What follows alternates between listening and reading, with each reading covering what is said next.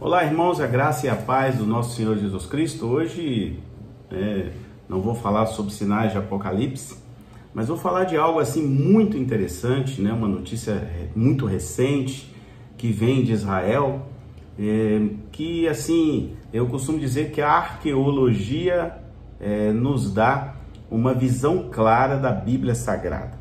E que interessante que nesta terça-feira, última, o governo de Israel anunciou algo assim muito importante para nós que somos cristãos, quando dezenas de fragmentos do texto bíblico da Torá, manuscritos do Mar Morto, foram encontrados por arqueólogos no deserto da Judéia. O deserto da Judéia é muito falado na Bíblia, né? Jesus andou por lá. E o próprio governo de Israel anunciou isso. E esses fragmentos são pedaços do manuscrito do Mar Morto, recuperados em uma caverna onde rebeldes, entre aspas, rebeldes judeus se esconderam durante o período assim de muita repressão do Império Romano, há mais ou menos uns 1900 anos, bem aquele período ali que Jesus aparece. Então a última descoberta havia sido feita há 60 anos atrás.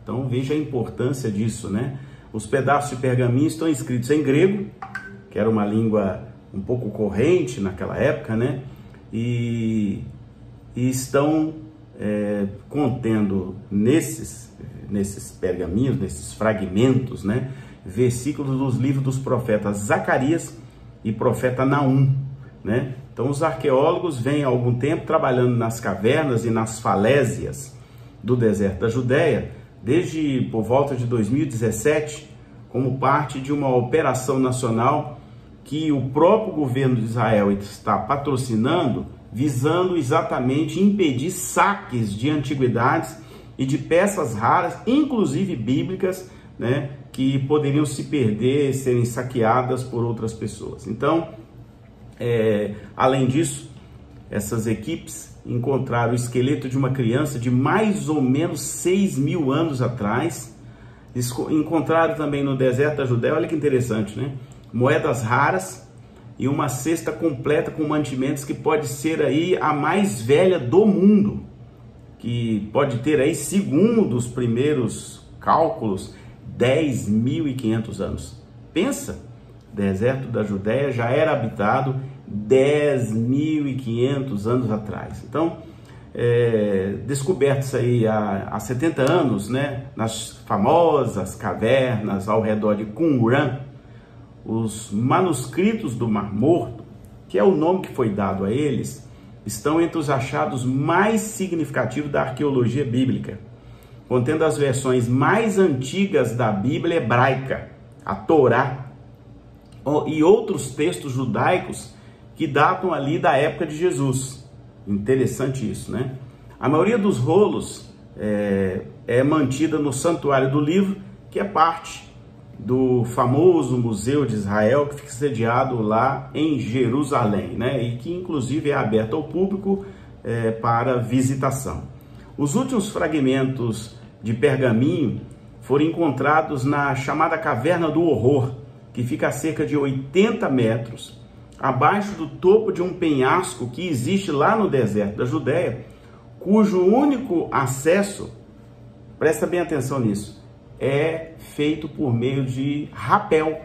Então a única forma de chegar até esse lugar é usando rapel, que são aquelas cordas que os alpinistas usam para chegar a lugares, tanto subir ou descer em lugares mais íngremes, vamos chamar assim. Então os pesquisadores, usando o rapel, entram dentro dessa chamada Caverna do Horror, aí no deserto da Judéia, e estão investigando e capturando essas coisas, esses artefatos e tudo mais. Desde que os manuscritos do Mar Morto foram descobertos há mais ou menos uns 70 anos atrás, a área atraiu a atenção de saqueadores, principalmente pela região ter excelentes condições climáticas, o que significa que os pergaminhos e esses documentos muito antigos ficam excepcionalmente preservados, ou seja, o clima, a umidade, toda aquela situação do deserto da Judéia acaba ajudando a preservar os documentos, né? Como foi o caso dessa cesta de alimentos, desse esqueleto lá de anos e anos atrás. Então, a autoridade do governo de Israel, né, que é chamada de Autoridade de Antiguidades de Israel, ele chama Israel Hasson, ele disse que o governo está investindo muito nisso para resgatar esses raros e importantes bens patrimoniais da garra de ladrões, de pessoas que são especializadas em roubar essas coisas para comercializar no mercado negro da arqueologia. Então, ele reforçou, né, na entrevista que ele deu, de que todos os dados que estão sendo recuperados, né, nas cavernas precisam ser feitos de forma rápida para que ladrões não venham a buscar essas informações e tirarem do terreno ou do país Israel. Então, existe uma outra autoridade da Cisjordânia, do Departamento de Arqueologia da Cisjordânia, que também colabora nesse trabalho, chamada Hanania Rizmi, e ele disse que foi um momento emocionante para toda a equipe e que os resultados dessas operações estão colocando a história, né, daquela região nos holofotes do mundo outra vez. Então, os achados mostram lá, naquela região, né, que havia um estilo de vida rico, diversificado e complexo das pessoas que moravam lá. Também, apesar das duras condições climáticas que prevaleciam e ainda prevalecem na região há centenas de milhares de anos. Então, desde outubro de 2017, as equipes estão pesquisando 80 quilômetros de cavernas lá no deserto da Judéia, muitas das quais praticamente inacessíveis, né, no atual estágio daquela região, né? Muito interessante alguns detalhes, eu estou falando de alguns detalhes, que 11 linhas de texto foram reconstruídas, inclusive parte de uma tradução grega de Zacarias 8, 16 e 17, e um outro fragmento, versículos do profeta Naum, capítulo 1, versos 5 e 6, se você quiser depois olhar na sua Bíblia aí, foram identificados e já estão plenamente acessíveis, né? O mais interessante também foi esse esqueleto de 6.000 anos atrás, que totalmente preservado, né? Um esqueleto mumificado, que é de uma criança entre 6 e 12 anos, estava enterrado em uma cova rasa, coberto por 2 pedras planas e envolto em um pano que data de 6.000 anos atrás. Pensa aí, 6.000 anos atrás. É claro que quem enterrou a criança e envolveu e empurrou as pontas dos panos para debaixo dela, porque estava tudo bem organizadinho, pode ter sido naturalmente o pai, a mãe, né, uma pessoa muito próxima dela, né? Porque pela forma como foi encontrado esse esqueleto e o jeito que o pano estava preservado. Então, o esqueleto da criança e os envoltórios de tecido estavam notavelmente bem preservados e por causa das condições climáticas lá dentro da caverna, um processo de mumificação natural aconteceu. Então, a pele, os tendões, até mesmo o cabelo foram muito bem preservados, apesar de 6.000 anos terem se passado.